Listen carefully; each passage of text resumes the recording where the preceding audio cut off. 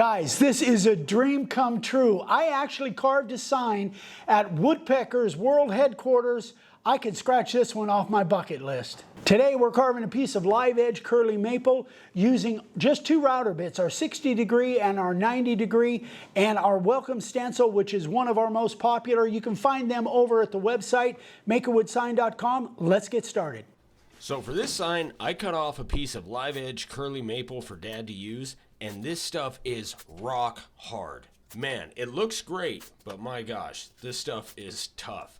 So because it's live edge, Dad used some blue painter's tape and taped off all the live edge so there was no overspray.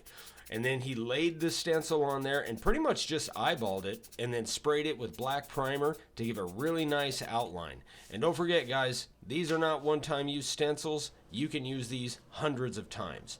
Now, he did the majority of the carving with our 60 degree bit. That again, Woodpeckers makes for us. And again, this is a tough board, but it went through there with no problem at all. He started off at about 3/16 of an inch deep. And the nice thing about these bits is that you can actually carve deeper than a lot of the competitors' bits. We used to use a Mana, and you could only go just under 3/16 of an inch deep. With this 60 degree, you can go right at about 1/4 of an inch deep because the flutes are longer. And something to remember, especially for you new carvers out there, is when you carve your signs deeper, they just look better. Most of the time. Most new carvers end up carving a little bit too shallow.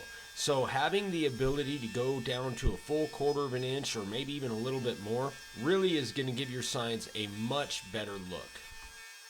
Now these letters are just over 3 inch tall and they're fairly wide. So something you want to remember is that you do not have to get your first line perfect. If you watch what Dad's doing, a lot of times he'll start his carving and then he'll kind of go over the same line a few times just to touch it up a little bit. Make sure the lines are straight, make sure that he's right where he wants to be.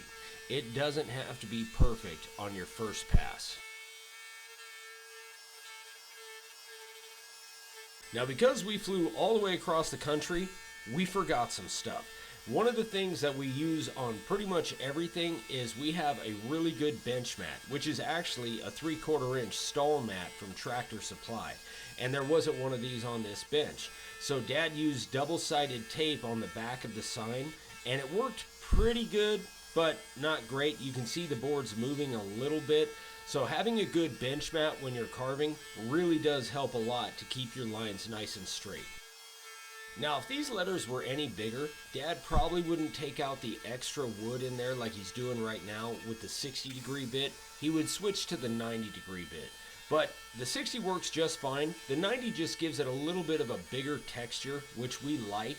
But these are small enough to where it's not that big a deal. Nobody's ever really going to notice. So you can use either one, but generally we prefer the 90 degree bit.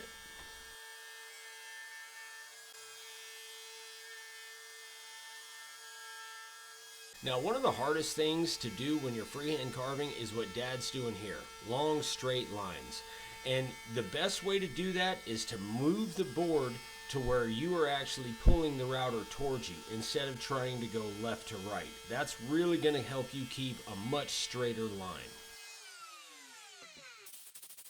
Now Dad switched to the 90 degree bit at 1/4 of an inch deep. And really the only reason he did this is to give a wider, bolder line around the outside of the stencil, like he's doing here. Now remember when I said you want to pull the router towards you? That is generally speaking when you are carving your first line. Because this is already carved, it's easy enough to follow that line, so he didn't have to worry about pulling the router towards him. But giving a bolder line on the outside like this is really going to help the letters stand out and give it a good contrast. Normally we have a good stiff bristle brush, but we didn't have one here, so we found an old toothbrush to brush it out and get all the loose stuff out of the bottom of the carving. Now that it's carved, Dad's going to cover up the live edge again and spray it with the black primer. Now a lot of new carvers, they want to know exactly what we use to spray. We use black primer. You can even use automotive primer because that's really going to help eliminate any bleeding. If you use any sort of like gloss or semi-gloss or satin, you're going to have a major issue with bleeding. So black primer is the way to go. Then once the primer dried, which only took a few minutes, Dad used a 60 grit disc for his initial sand to get the majority of the black off of there. Then he switched to a 120 grit disc to give it a nice smooth finish. Little side note here, this is kind of the first time we've used a Festool sander, and it works pretty good. No dust at all. But I gotta say, I still prefer the DeWalt disc sander, even if it does make a mess.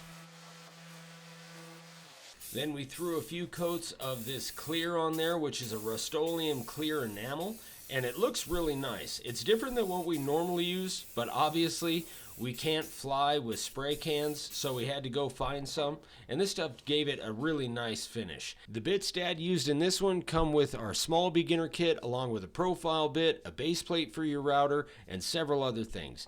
I'll make sure to leave links in the description below, and this is a great way to get started in freehand carving.